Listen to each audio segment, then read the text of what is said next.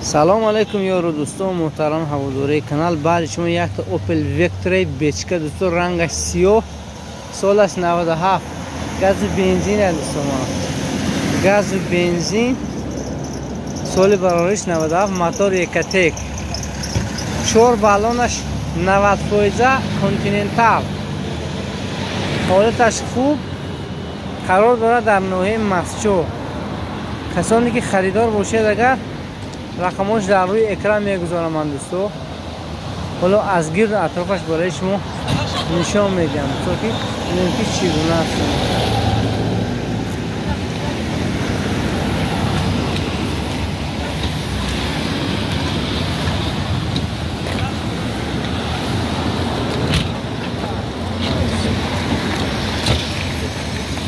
رقم تلفن 92 723 55 85 دوستان. قرار دارد در ناحیه مسجد در منطقه یکم چاسکه کلخوز حاجی امیر. کسانی که خریدار باشید اگر میتونید در همون رقم ها 24 ساعت زنگ زنید. واتساپ و همچنین رقم تلفن است. حالتش خوب،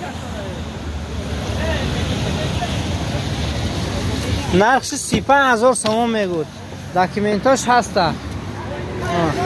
حالتش خیلی در حالتی خوب قرار دارد. سالن است من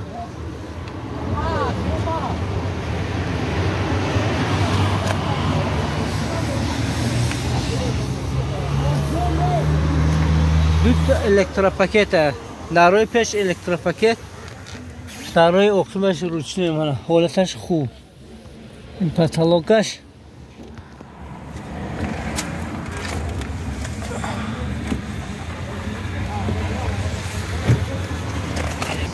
گازش تو یورو 4 گازی یورو 4 این حالتش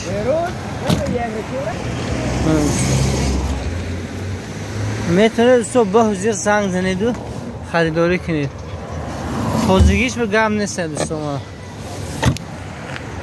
من حالتی موتور دوستان، موتور یکتک.